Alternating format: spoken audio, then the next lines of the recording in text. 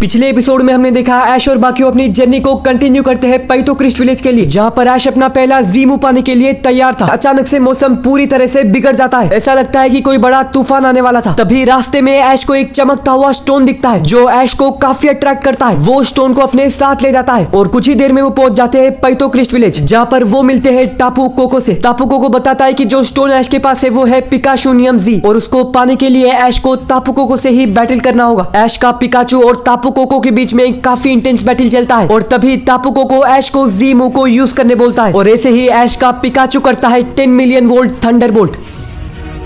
Pikachu का 10 million volt Thunderbolt काफी खतरनाक होता है। उसको देखकर सभी लोग हैरान हो जाते हैं और वो टापू कोको को लग जाता है। पिकाचू के 10 मिलियन वोल्ट थंडरबोल्ट से टापू कोको को काफी डैमेज पड़ता है और टापू कोको गिर जाता है। लेकिन तभी होता है काफी सरप्राइजिंग चीज। नीचे गिरने के बाद अचानक से टापू कोको गायब हो जाता है और अचानक से वेदर भी नॉर्मल हो जाता है। ऐश, ब्रॉक, सेरेना और गैरी ये देखकर हैरान हो जाते हैं। जीमू करने के बाद ऐश का पिकाचू काफी वीक हो चुका था। ऐश उसके पास जाता है और बोलता है, पिकाचू तुम ठीक तो हो ना? ब्रॉक बोलता है, यहाँ पर क्या हो रहा है? टापू कोको अचानक से गायब कैसे हो गया है? ऐश, क्या ये बैटल तुमने जीता है? तभी अचानक से आसमान से एक रोशनी आती है और तभी आता है एक आवाज जो सिर्फ ऐश, ब्रॉक, सेरेना और गैरी को सुनाई देता है। वो आवाज किसी और का नहीं बल्कि टापू कोको का है। टापू कोको बोलता है, ऐश तुमने कर दिखाया है, अब पिकाचू नियम जी तुम्हारा हुआ। तुम ही हो वो ट्रेनर जिसके लिए ये स्टोन बना है। मैं तुम्हारे पिकाचू को मेरे खिलाफ किए बैटल में विनर घोषित करता हूँ। ये सुनने के बाद ऐश और बाकियों काफी खुश हो जाते हैं। तो फाइनली ऐश को मिला है पिकाचू नियम जी, उसका पहला जी क्रिस्टल। ब्रॉक बोलता है, बधाई हो ऐश, इस क्रिस्टल को पाने के बाद अब तुम काफी स्ट्रॉन्ग हो जाओगे। ऐश बोलता है, हाँ बस अब मुझे इससे और अच्छे से ट्रेन करना होगा, जल्दी ही मैं इसको पूरी तरह से मास्टर कर लूंगा। सेरेना बोलती है, अब वेदर पूरी तरह से ठीक हो चुका है, मुझे लगता है टापू कोको ने ही वेदर को मैनिपुलेट किया था। ब्रॉक बोलता है, मुझे भी यही लगता है। ऐश बोलता है, जो भी हो अब मुझे जी क्रिस्टल मिल गया है, अब हमें अपने सफर को कंटिन्यू करना चाहिए। तभी सेरेना बोलती है, ऐश अभी अंधेरा हो गया है, हमें आज रात यही के पोकेमोन सेंटर में रेस्ट करना होगा, कल सुबह हम अपने जर्नी को कंटिन्यू करेंगे। ये सुनकर ऐश बोलता है, ठीक है। तो ऐश, ब्रॉक, सेरेना और गैरी जाते हैं पैतो क्रिस्ट विलेज के पोकेमोन सेंटर में। वहाँ पर ऐश अपने पिकाचू और बाकी पोकेमोन को हील कर लेता है, जिसके बाद वो लोग वहीं पर सो जाते हैं। जी क्रिस्टल पाने की खुशी में ऐश को नींद ही नहीं आती। वो काफी ज्यादा प्राउड फील करता है और काफी एक्साइटेड होता है अगले चैलेंज के लिए। तभी अचानक से वो कुछ महसूस करता है। ऐश को ऐसा लगता है कि कोई उसे बुला रहा है, लेकिन वो कोई इंसान नहीं है। ऐश को समझ नहीं आता है कि उसके साथ क्या हो रहा है। तभी उसके सामने एक हल्की हवा आती है, जिसको देखने और सूंघने के बाद ऐश को काफी अच्छा लगता है। उसको ऐसा लगता है कि वो कोई स्वर्ग में है। ऐसा फीलिंग ऐश को पहले कभी नहीं आया था। तभी अचानक से एक आवाज आती है, कोई जोर से ऐश को बुला रहा है। ऐश अपने आंखें खोल के देखता है तो वो कोई और नहीं बल्कि सेरेना है। सेरेना बोल रही है, ऐश सुबह हो गई है, उठ जाओ, हमें अपने सफर को जारी रखना चाहिए। तभी ऐश बोलता है, ये सब सपना था। सेरेना बोलती है, सपना? क्या हुआ ऐश, तुम ठीक तो हो ना? तभी ऐश बोलता है, मुझे बस एक सपना आया था, एक ऐसा सपना जिसके बारे में बताना लगभग नामुमकिन है। इन सब के बारे में छोड़ो, चलो अब अपने सफर को कंटिन्यू करते हैं। तो ऐश और बाकियों पोकेमोन सेंटर से निकलकर अपने जर्नी को कंटिन्यू करने वाले हैं। रास्ते में ऐश पूछता है, अब हम आगे कहाँ जाने वाले हैं? तभी गैरी बोलता है, हम यहाँ के जंगल से अपने सफर को कंटिन्यू करेंगे, जंगल से सफर करेंगे तो काफी मजा आएगा। तभी एक लड़का बोलता है, तो तुम यहाँ के जंगल से जाने वाले हो, क्या पता तुम्हें उस पोकेमोन के दर्शन हो जाए। ऐश बोलता है, तुम किस पोकेमोन के बारे में बात कर रहे हो? तभी वो लड़का बोलता है, लगता है तुम इलीट माउंटेन में नए हो, इसीलिए तुम्हें इस गाँव का मशहूर कहानी नहीं पता है। ऐश बोलता है, उस जंगल के बारे में एक कहानी भी है, मैं उसके बारे में जानना चाहता हूँ, प्लीज मुझे बताओ। तभी वो लड़का बोलता है, तो ध्यान से सुनो, इस पहाड़ का एक मशहूर कहानी बताता है कि आगे के जंगल में एक पोकेमोन है। वो कोई सादा सा पोकेमोन नहीं बल्कि लेजेंडरी या मिथिकल पोकेमोन है, जो वैसे तो किसी को भी नहीं दिखता, लेकिन कहते हैं कुछ लोगों ने उस पोकेमोन को देखा है। वो पोकेमोन सिर्फ उन्हीं लोगों को दिखता है जो काबिल है, और कहते हैं उसको देखने का अनुभव बहुत अच्छा होता है। वो कुछ सेकंड तुम्हें पूरा जिंदगी याद रहेगा। मुझे नहीं पता है कि ये कहानी कितना सच है, लेकिन लोगों का मानना है कि पोकेमोन मास्टर जैसे बड़े लोग इस जंगल में उस पोकेमोन को देख चुके हैं। ये सुनकर ब्रॉक बोलता है, ये कहानी तो मैंने सुन रखा है, कहते हैं जो भी लोग उस पोकेमोन को देखते हैं जल्दी ही उनके साथ कुछ काफी बड़ा होगा। ये सुनकर ऐश बोलता है, ये तो काफी बढ़िया कहानी है, मुझे यकीन है ये सच ही होगा, अगर हमें वो पोकेमोन दिख जाए तो काफी मजा आएगा। तभी गैरी बोलता है, लेकिन ये हमारे हाथ में कुछ नहीं है, वो पोकेमोन सिर्फ कुछ ही लोगों को दिखता है, चलो अब अपने सफर को कंटिन्यू करते हैं। तो ऐश और बाकियों जाते हैं पैतो क्रिस्ट विलेज के जंगल में। ऐश अभी भी उस पोकेमोन के बारे में सोच रहा है। ऐसे ही वो लोग जंगल में थोड़ा अंदर जाते हैं और तभी अचानक से ऐश और बाकियों को कुछ महसूस होता है। ऐश बोलता है ये फीलिंग, और तभी उनको ऐसा लगता है कि कोई उन्हें बुला रहा है। जंगल एकदम से शांत हो जाता है, हवा एकदम से काफी फ्रेश हो जाता है और उसमें से आती है एक काफी बढ़िया फ्रेग्रेंस। ये सब देखकर ऐश पूरी तरह से शॉक हो जाता है और बोलता है मेरे सपने में भी बिल्कुल यही सब हुआ था। ये सुनने के बाद सेरेना और बाकियों भी हैरान हो जाते हैं। ब्रॉक बोलता है यहाँ पर क्या हो रहा है, मुझे ऐसा लग रहा है कि मैं स्वर्ग में हूँ। कुछ ही देर में पूरा जगह मिस्ट से भर जाता है। ऐश और बाकियों आगे जा रहे हैं लेकिन उनको पता नहीं कि वो कहाँ जा रहे हैं, ना ही उनको कुछ दिखाई दे रहा है। अचानक से वो एक जगह पर आकर रुक जाते हैं। वो सामने देखते हैं तो उनके आगे होता है एक लेक जो बहुत ही सुंदर और क्लियर होता है और उसके आगे होता है एक पोकेमोन जो ऐश की आंखों को देवता की तरह दिख रहा था। ऐश और बाकियों के आगे होता है एक सुइकून।